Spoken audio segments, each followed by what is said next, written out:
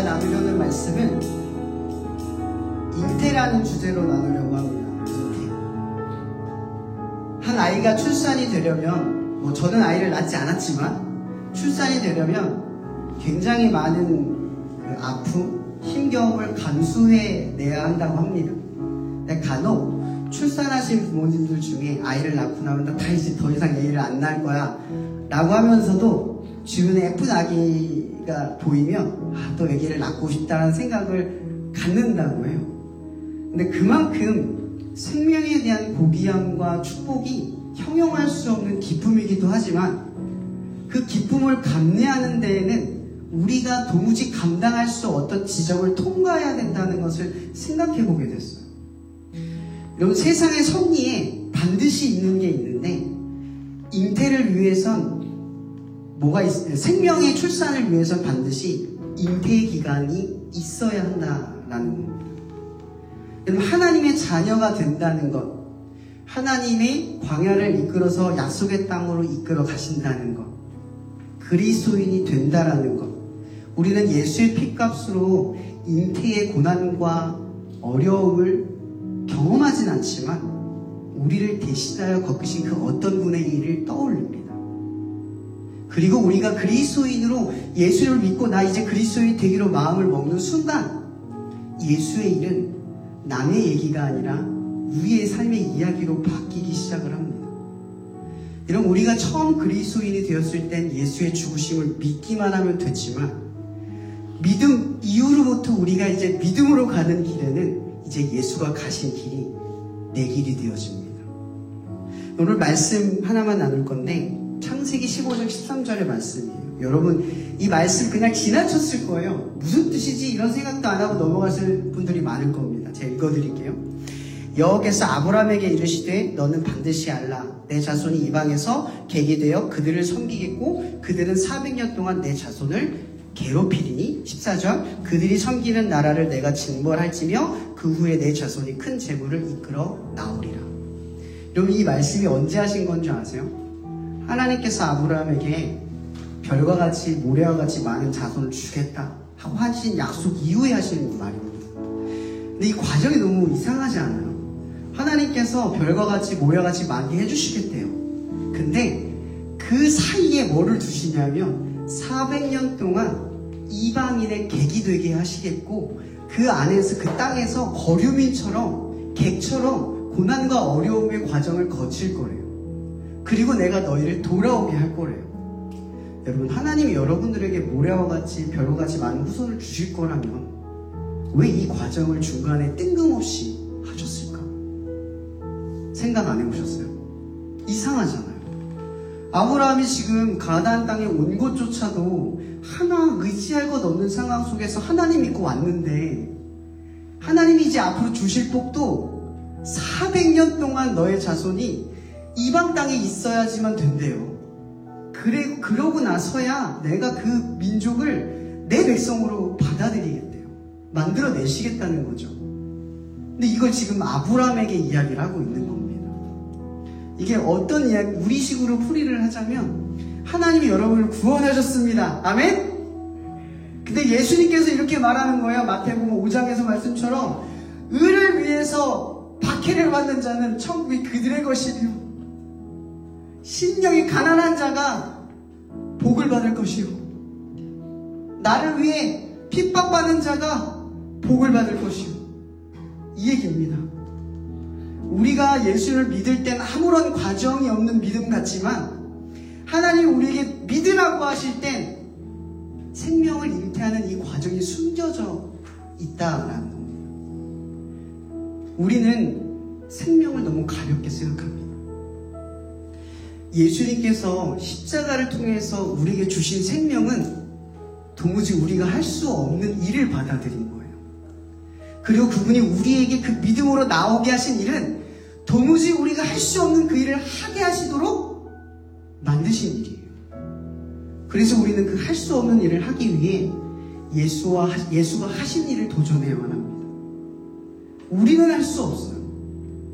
근데 이 잉태의 과정이, 이 섭리가 우리의 믿음에 숨겨져 있다는 걸 생각을 해보게 됐어요. 저는 이 얘기를 생각을 하면서 두 가지를 생각했어요. 고생인가? 고난인가? 여러분, 성경에서도 고생과 고난을 나눠요. 고생은 헛된 거예요. 그냥 쓸데없이 받는 게 고생이에요. 자기 죄이거나 자기 문제이거나 아니면 상황의 문제에서 생겨나는 거. 출산이 없는, 생명이 없는 고난. 여러분, 아이를 뵌 이 배 있죠. 아기를 배잖아요. 10달 동안. 잠도 못 잘 정도로 몸을 왔다 갔다 할 정도로 힘들대요. 저는 나오지 않았지만 굉장히 어렵고 아프다고 합니다. 근데 이 임산부가 뭘 위해 참죠? 생명을 위해 참아요. 생명을 위해 견디잖아요. 저도 최근에 아팠는데 그 아플 때 느꼈던 게, 저는 병을 고쳤지만 그 고침은 생명이 아니에요. 그냥 아픈 거죠. 생명이 없는 아픔이었어요. 다른 거라는 거죠. 우리의 삶에도 가만히 보면 생명을 잉태하는 고생, 고난으로 가는 사람이 있고, 어떤 사람은 생명과 상관없이 그냥 고생길로만 들어가는 사람이 있다는 거예요. 여러분, 인생 어차피 힘들어요. 그죠? 다 힘들어요. 교회 안 다닌다고 뭐 덜 힘드나요? 교회 다닌다고 더 힘든 것도 아니거든요. 그냥 힘들어요, 인생은. 믿음과 상관없이 그냥 인생은 힘든 거예요. 근데 우리의 고난이 고생이 되지 않으려면 그냥 인생에 주어진 대로 살아가는 게 아니라 인생의 고생 속에서 말씀의 도전을 받아야 한다는 거죠. 생명을 잉태하기 위해서. 여러분, 아브라함이 정처 없이 가나안 땅을 이쪽 저쪽을 다녔잖아요. 그 기근에 어디로 갈지도 모르는데 정말 내가 돌아왔던 땅으로는 가기 싫어서 버티고 버텨서 간 곳이 애굽 땅이었잖아요. 그 밀려나고 밀려난 땅. 근데 밀려날 때 아브라함이 뭘 했죠? 성경에서 뭘 했다고 나와요? 밀려나면서도 했던 게 있어요. 말씀을 기억하고 예배했다는 거죠. 이거 별거 아닌 것 같잖아요. 밀려나도 말씀을 기억하고 예배를 했어요. 여러분, 아브라함이 한 일은 고생이었잖아요. 내 말씀을 품고 내려가니까 고난이 된 거예요. 그 고난이 된 것 과정들이 쌓이고 쌓이다 보니까 하나님의 계획이 완성이 된 거예요. 아브라함이 된 거예요. 여러분, 아브라함이 처음에 애굽 땅에 들어갔을 때 애굽 땅에서 많은 재물을 얻게 되거든요. 근데 보통 여러분, 서울에서 성공하면 서울에 살지, 서울에 성공한 사람이 충주에 내려와 사는 사람 봤어요? 있겠죠. 근데 없어요. 거의 없죠. 이거 필요가 없죠. 서울에서 성공했으면 뉴욕에 가든 뭐 유럽으로 가겠죠. 근데 아브라함이요, 애굽 땅에서 나와요. 왜 성경에서 어떻게 설명하고 있냐면, 나온 이유가 거기 이질감을 느낀 거예요. 애굽은 더 이상 내가 살아갈 곳이 아니 되게 돼버린 거예요. 어쩌다 보니까 애굽 땅에서 밀려나다 보니까, 말씀 붙들고 밀려나다 보니까 거긴 생명이 없는 거예요. 생명이 있는 곳으로 돌아가는 거예요, 아브라함이. 근데 같이 왔던 롯이 생명이 없는 걸 바라보잖아요. 소알 땅을 봐요. 소돔과 고모라 땅이 더 이쁜 거예요. 거기도 똑같이 고생하고 힘들어야 돼요. 일 안 하나요? 똑같이 일해요. 근데 같은 삶을 사는데 어떤 사람은 생명의 길로 가고 어떤 사람은 그냥 고생밖에 없는 길로 가는 거예요. 제가 아까 얘기했던 그냥 아픈 거, 별거 아닌 거, 나만 혼자 아프고 끝나는 그 무의미한 고통으로 가는 거죠. 저는 여러분에게 이런 첫 번째 질문을 던져보고 싶어요.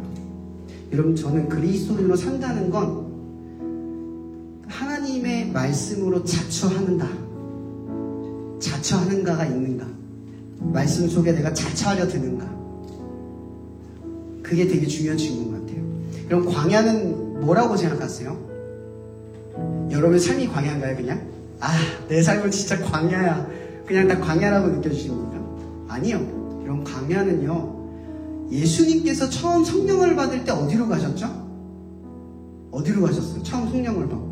하나님의 뜻이 시작하자마자 간 곳이 어디예요? 광야예요. 하나님 멱살 잡으셨나요? 갈 수밖에 없게끔 끌어가셨나요, 예수님을? 예수님이 스스로 가셨어요. 여러분, 이 얘기가 무슨 얘기인 줄 아세요?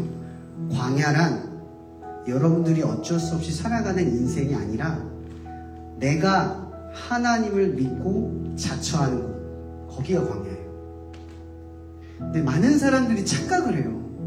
자기가 고생스럽게 살면서 그게 마치 하나님을 위해 견딘다고 착각해요. 또 자기 삶에 고생이 생기면 그게 나의 잘못과 문제 때문에 일어나는 일인데도 불구하고 하나님 나한테 왜 그래요? 라고 물어봐요. 사실 하나님과 아무 상관이 없는데. 여러분, 성경에서 말하는 고난이란 말씀 붙들고 자처하는 거예요. 말씀 붙들고 그곳에 들어가는 게 고난이에요. 말씀 없이 그냥 고생스러운 인생은 그냥 고생인 거예요. 그래서 제가 여러분들에게 첫 번째 질문하고 싶은 건, 여러분들은 지금 광야를 걷고 있냐는 거예요. 이 캠퍼스에 학기를 보내면서 말씀을 가지고 광야로 자처하며 달아 고난길을 가고 있냐는 거예요. 그냥 고생 말고, 학교 다니기 힘들다 이거 말고, 말씀 붙들고 내가 그런 시름과 싸움 속에 들어가는 거예요. 야고보서 4장 1절에서는 이거에 대해서 자처한 고난이라고 얘기하잖아요. 정욕에 이끌린 고난, 내가 하고 싶은 거 못해서 생긴 고난, 원하는 걸 얻지 못해서 생기는 고난. 근데 그런 고난이 아니라 고난은 내가 자처하는 고이라는 거죠. 그래서 두 번째 질문하고 싶은 건, 여러분의 고난은 생명을 잉태하는 고난입니까? 아니면 그냥 고생입니까? 여러분, 아브라함이 했던, 아까 제가 얘기했던 그 일을 기억해 보세요.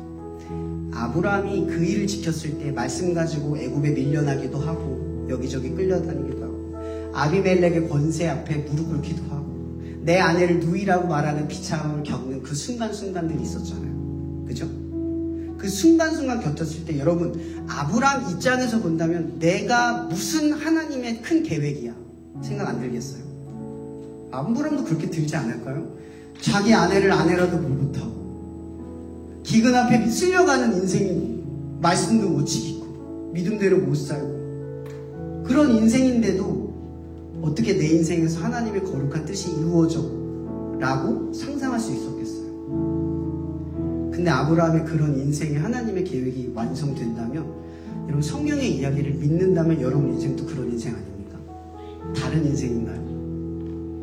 여러분의 인생도 예배 가지고 싸우는 그 일이 생명의 잉태와 연결이 돼 있고, 말씀을 가지고 그 고난길로 들어가는 그 씨름이 생명과 연결돼 있고, 하나님 앞에 순종하는 그 일들이 다 생명과 연결이 돼 있다라는 겁니다. 여러분, 캠퍼스에서 하나님의 뜻을 위해서 살아가는 모든 일을 위해 싸우세요. 그게 다 생명을 위한 일입니다. 여러분들이 생명을 잉태하고 생명의 출산을 이루는 일에 쓰임받는 과정이라는 겁니다. 여러분, 이왕 인생을 산다면 힘들지만 말고 하나님 때문에 힘든 인생이 되어왔으면 좋겠습니다. 그래서 두 번째 말하고 싶은 건, 여러분의 삶은 잉태하는 고난인가? 라는 질문 앞에서 스스로의 삶을 한번 물어볼 수 있었으면 좋겠습니다. 그리고 세 번째, 여러분, 예수 믿는 거 힘든가요? 말씀대로 사는 거 손해인가요? 어떠세요?